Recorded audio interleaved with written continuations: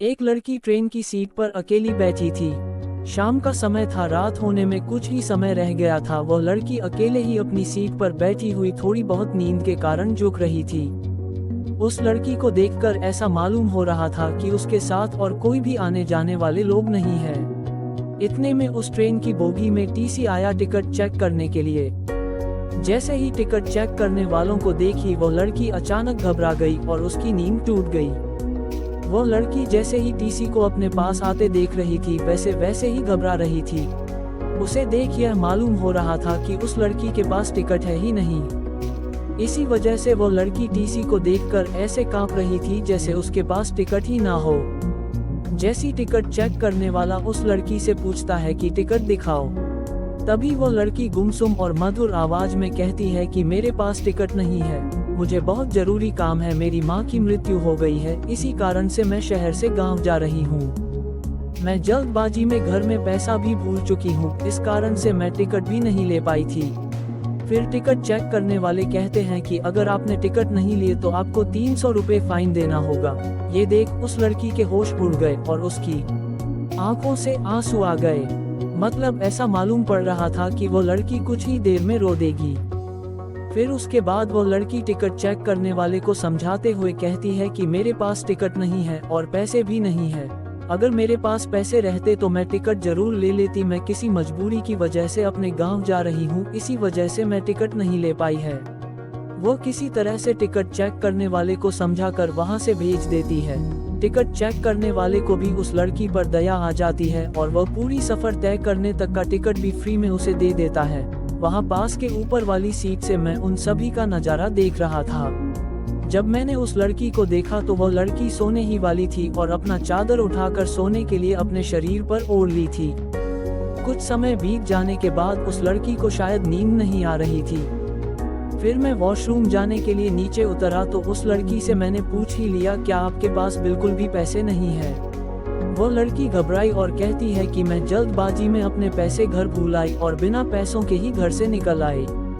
उसके बाद मैं अपनी पॉकेट से 500 रुपये निकाल कर उसे देने का प्रयास करता हूँ, लेकिन फिर भी वह लेने से मना करती है। मैंने उससे कहा कि मैं तुम्हें कोई एहसान नहीं कर रहा हूँ, मैं तुम्हें अपना एड्रेस बता रहा हूँ, तुम्हारा जब मन करे तब इन पैसों को भेज सकते हो, लेकिन अभी आपको पैसों की बहुत ज्यादा जरूरत है, इसके बिना तुम भूखे ही रह जाओगे और घर जाने के लिए टैक्सी इत्यादि का किराया भी तो चाहिए।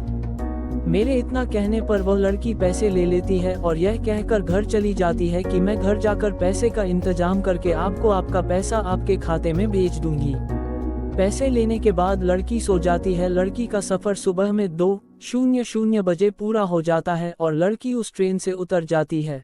उसके बाद जब मैं नींद से जागा तो देखा कि वह लड़की अपनी सीट पर नहीं है। फिर मैंने उस लड़की पर ज्यादा ध्यान नहीं दिया और अपने काम से काम रखा और मुझे थोड़ी ही देर में नींद आ गई। घर पहुंचकर कुछ दिन बीत जाने के बाद, करीब 1 साल बीत जाने के बाद, मैंने जिस पते पर पैसे भेजने के लिए एड्रेस दिया था उसी पते पर एक चिट्ठी आती है। वह चिट्ठी उस लड़की ने ही भेजी थी, जिसमें वह लड़की लिखकर भेजी थी कि मेरे प्यारे हमसफर और मेरे अजनबी हमसफर, आपके ही वजह से मेरा सफर सुहाना हुआ था। अब मैं आपका कर्ज उतारना चाहती हूँ, लेकिन पैसे भेजकर मैं आपका कर्ज नहीं उतारना चाहती।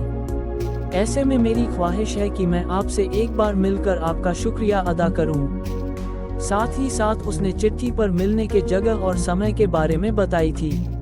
ये देख मुझसे रहा नहीं गया। मैं उस दिन का इंतजार करने लगा जिस दिन वो लड़की मुझे मिलने के लिए बुलाई थी, और यह सोचने लगा कि जिस दिन यह वक्त आएगा और मैं उस अजनबी लड़की से मिल पाऊंगा। आपको बता दे कि वह अजनबी लड़की मुझसे मिलने के लिए इतना बेकरार क्यों थी मुझे भी नहीं पता था, लेकिन जब से मैंने उनकी मदद की थी मैं हमेशा सोचता रहता था कि कहीं वह लड़की भूल तो नहीं गई है, मेरा शुक्रिया अदा करना भी नहीं जानती है। उसके बाद मैं उस दिन उस लड़की से मिलने के लिए उस स्थान पर गया जहां उसने चिट्ठी पर लिखकर बताया था। जब मैं वहां पर पहुंचा तो देखा कि वह लड़की पहले से उस स्थान पर मौजूद है। जब मैंने उससे पूछा कि आप बहुत पहले आ चुकी थी क्या, तो वह लड़की कहती है कि मैं तो 1 घंटा पहले ही आ चुकी थी, मुझे लगा था कि तुम मेरे लिए जरूर आओगे। आगे लड़की कहती है कि जब से मैंने आपके दिए हुए पैसों को लिया है, जब से मैंने आपको देखा है, मेरा दिल कहीं भी नहीं लगता है। मेरे जज्बात और मेरी जवानी हमेशा आपको ही याद करती रहती है।